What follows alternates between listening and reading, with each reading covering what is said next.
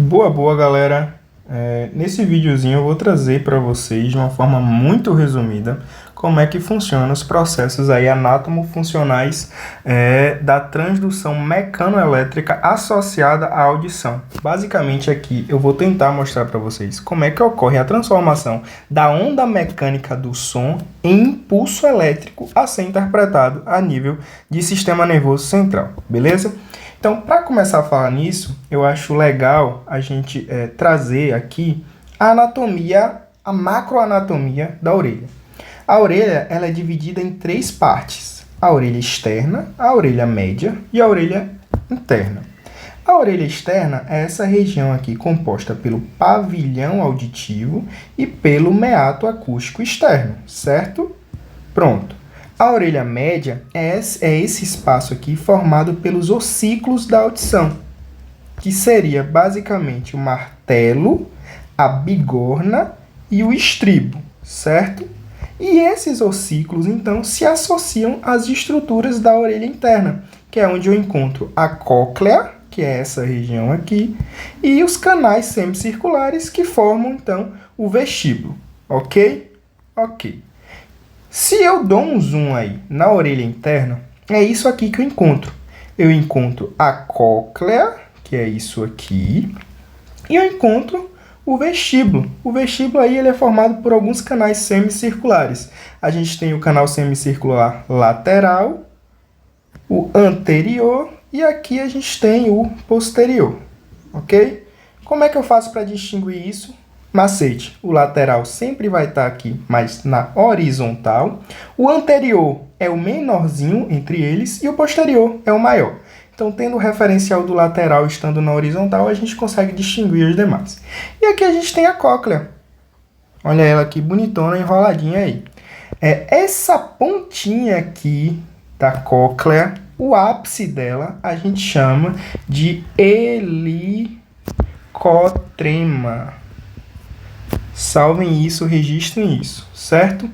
Certo. Se eu fizer um corte aqui e olhasse como é a estrutura da cóclea por dentro, eu teria acesso a isso aqui.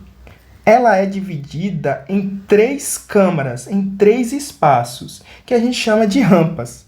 Então, eu tenho a rampa vestibular, a rampa média e a rampa timpânica, certo? Ok. Qual é a rampa mais importante assim para mim a nível de transdução mecanoelétrica da audição aí? A rampa média. Por quê? Porque é nela que eu encontro o que eu chamo de órgão de Corti, que é isso daqui, ó. O órgão de Corti, ele é formado por células ciliares e por uma membrana tentorial, que é isso aqui. Tetorial, na verdade, desculpa. Células ciliares e membrana tentorial. As células ciliares, por sua vez, se dividem em células ciliares externas e células ciliares internas. Então, eu vou grifar de amarelo aqui. Deixa eu tirar essa poluição. Vou grifar em amarelo as células ciliares externas e em verdinho as células ciliares internas, ok? Vamos contar aqui, galera, quantas fileiras de células ciliares externas eu tenho. 1, 2, 3. Eu tenho 3 fileiras de células ciliadas externas e apenas uma de células ciliares internas. Segurem isso porque é importante, tá? Vou grifar aqui para criar uma associação com as cores aí. Pronto. E essas câmaras, elas são vazias? Elas são ocas? Não. Em cada uma delas aqui, eu vou ter uma espécie de líquido que as preenche e que tem uma composição química específica. Então, na rampa vestibular e na rampa timpânica, eu tenho um líquidozinho que a gente chama de perilinfa. Perilinfa. A perilinfa, ela vai ser rica em sódio. Lembrem disso, perilinfa rica em sódio. Já na região da rampa média, eu tenho o que eu chamo de endolinfa. Endolinfa. E na endolinfa, eu tenho uma concentração alta aí em potássio, certo? Ok. Tá, entendi mais ou menos a anatomia, entendi a composição química, entendi a questão mais micro, mas como é que funciona de fato o processo fisiológico por trás da transdução mecanoelétrica? É isso que a gente vai ver agora.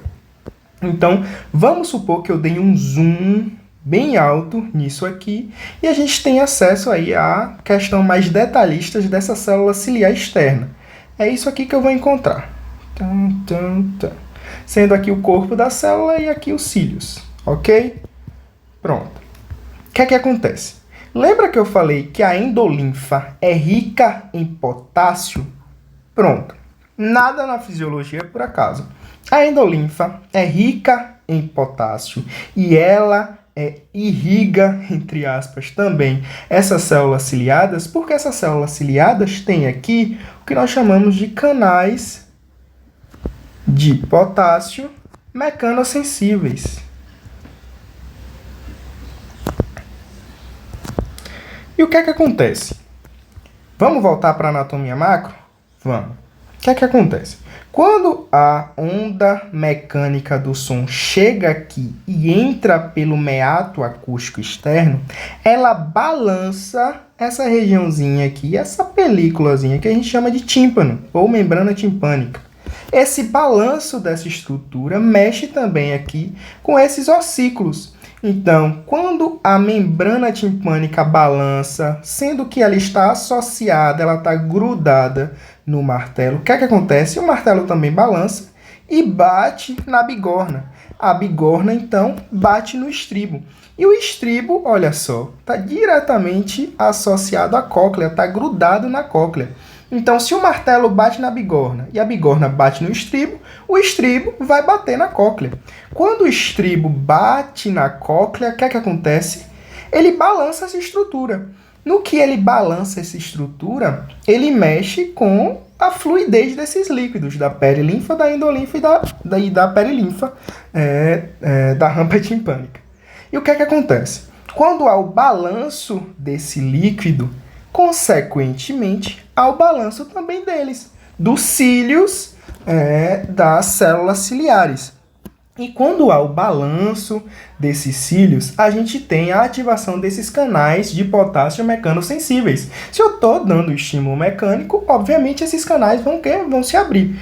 Quando esses canais se abrem, o potássio entra. Olha ele aqui, vou desenhar ele aqui. Roxinho. Potássio entrando porque os cílios balançou e abriu os canais. Quando o potássio entra, eu estou tendo um influxo de íons. Se eu estou tendo esse influxo de íons, o que é que acontece? O potencial elétrico dessa célula, ele altera. E o que é que acontece? Além desses canais de potássio, eu tenho canais de cálcio aqui. E esses canais de cálcio não são mecanossensíveis. Eles são voltagem dependentes.